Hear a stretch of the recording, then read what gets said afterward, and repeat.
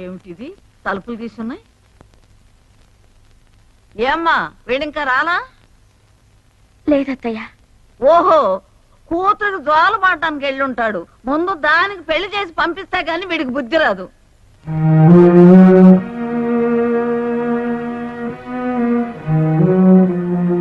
అమ్మారాణి, ఇంకా నా మీద కోపం పోలేదా తల్లి? ఆ చేతులతో నన్ను ముట్టుకోకు. ఆ పెళ్లి జరగడానికి కారణం నేను కాదమ్మా, నువ్వే. అవునమ్మా, మా అమ్మ నీ మీద ఒట్టించుకుంది. ఈ పెళ్లి జరగకపోతే నేను చచ్చిపోతానని భయపడ్డావా? ఇప్పుడు మాత్రం బ్రతికుంటాననుకుంటా. అమ్మా, మా అమ్మ ఎలా ఉంటుంది అని అడిగితే నా కళ్ళలోకి చూడు, తన ప్రతిరూపమే నువ్వు అన్నావు. గోడ మీద పెడితే అమ్మ ఫోటో పాడవుతుందని గుడ్డల్లో దాచుకున్నానన్నావు. ఇప్పుడేమైంది? ఆ ఫోటో పగలొట్టి బయటపడేసావా? అమ్మా రాణి, కష్టాల్లో మన ఇంటికి వచ్చింది, మనం ఆశ్రయం ఇచ్చాం. మంచి చేసినా మన మీద నిందపడింది, ఆమె జీవితం మీద మచ్చపడింది. మన కారణంగా అపవాదపడ్డ ఆడదాన్ని నట్టెట్లు వదిలేం కదా. సమర్థించుకోదలుచుకుంటే ఎన్ని కారణాలైనా దొరుకుతాయి. అమ్మా రాణి, పరిస్థితులను అర్థం చేసుకోవడానికి ప్రయత్నిస్తాను. నీ మాటలతో నన్ను విసిగించుకో. నా తల పగిలిపోతోంది. నన్ను కాస్త ప్రశాంతంగా ఉంటేనేమో. అది కాదమ్మా, నీకు దండం పెడతాను. ఇంట్లో కనీసం ప్రశాంతంగా ఉండే హక్కు కూడా లేదా నాకు?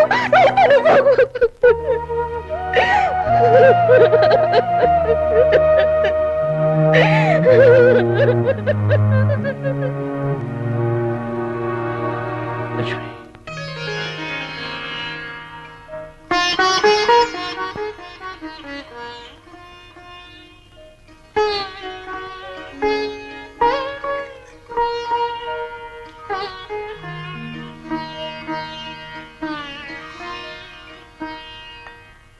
లక్ష్మి, నువ్వు మంచి చెడు తెలిసినదానివన్న నమ్మకం నాకుంది.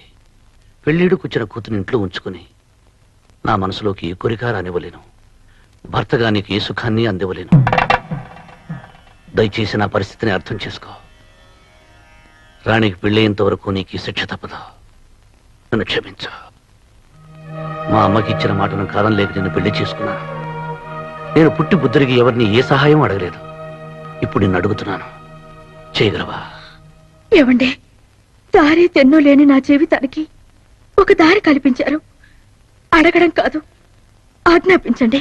లక్ష్మి, మా అమ్మ నాకు దేవత, నా కూతురు నాకు ప్రాణం.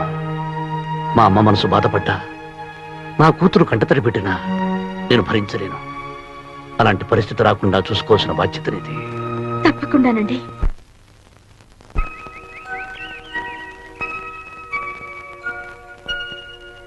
అమ్మా రాణి, నేను చచ్చిపోతానని భయపడ్డావా? నేను చచ్చిపోతానని భయపడ్డావా అనుకుంటున్నావా? ఇప్పుడు మాత్రం బ్రతికుంటాననుకుంటున్నావా?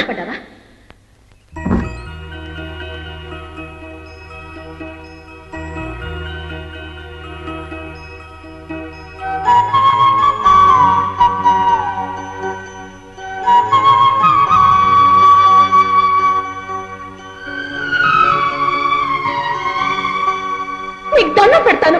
ఇంట్లో కనీసం ప్రశాంతంగా ఉండే హక్కు కూడా లేదా నాకు? ఇంట్లో కనీసం ప్రశాంతంగా ఉండే హక్కు కూడా లేదా నాకు? ఇంట్లో కనీసం ప్రశాంతంగా ఉండే హక్కు కూడా లేదా నాకు?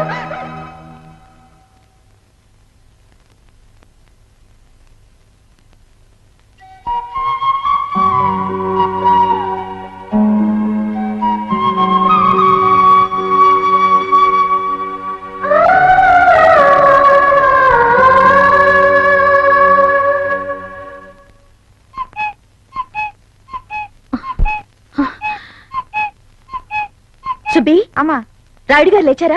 ఎప్పుడో పొద్దునే లేచారమ్మా. పొద్దున్నే నా మొహం చూస్తే గానీ కళ్ళు తెరిచేవాడు కాదు. ఇంత పొద్దెక్కినా నన్ను చూడడానికి పిలవలేదు. అవునులే, కొత్తగా పెళ్ళం వచ్చింది కదా. చూడరా, వాకిలి చూడు, విరబూసిన పూల తోటలా ఉంది. అందుకేనేమో ఇంటిని చూసి ఇల్లాలను చూడమంటారు. తను రాకముందు ఇల్లు పాడుబడ్డ దేవాలయంలా ఉండేది. ఇప్పుడు చూడు ఎంత కళకళలాడుతోందో. నా మనవరాలు ఉంది. ఎందుకు? వారెడు పొద్దెక్కితే గాని నిద్ర లేవదు. ఓ ముగ్గు పెట్టడం చేత కాదు. ఒకవేళ అది పెట్టాలనుకున్నా, అమ్మో పొంగితే నా బిడ్డ నడువు ఎక్కడ నొప్పి పుడుతుందో అని వాళ్ళ బాబు పెట్టనివ్వడు. వినేసావా? మొత్తం వినేసావా? ఏమిటి ఆ చూపు? ఒక్క ఏడాదాగవే నా కోడలు కడుపున రాజా లాంటి నా మనవడు పుడతాడు. వాడితో నీ జుట్టు వంచి నీ పొగ అనిపిస్తా. ఏయ్ ఆగక్కడ, ఏంటే తిప్పుకుంటా వెళ్ళిపోతున్నా? ఆ బొట్లో తాళాలు ఎలాగే చూడు. ఇక నుంచి ఈ ఇంటి పెత్తనం నీది కాదు, నా కోడలది. ఆ తాళాలు దానికి. అత్తయ్య ఏంటా మాటలు? తాళాలు రాణి దగ్గరే ఉండనివ్వండి. అదెట్లా కుదురుతుందమ్మా? ఇక నుంచి ఈ ఇంటి బరువు బాధ్యత మోయవలసిందాను నువ్వు. అవి నీ దగ్గర ఉంటమే న్యాయం. నా మాట వినండి అత్తయ్య. ఆ అబ్బో, పౌరుషం పొడుచుకొచ్చిందా? ఇగమ్మా. వద్దత్తయ్య, రాణి బాధపడుతుంది. బాధకి ఆనందానికి తేడా తెలియని వయసమ్మా దాంది. బాధ్యతకి భర్తకి మధ్య ఒదిగుండాల్సిందని నువ్వు. తీసుకోమ్మా, దాని సంగతి నేను చూసుకుంటాగా. ఏమే రాణి, సాయంత్రం దొంగరాల సినిమాకి వెళ్దావా?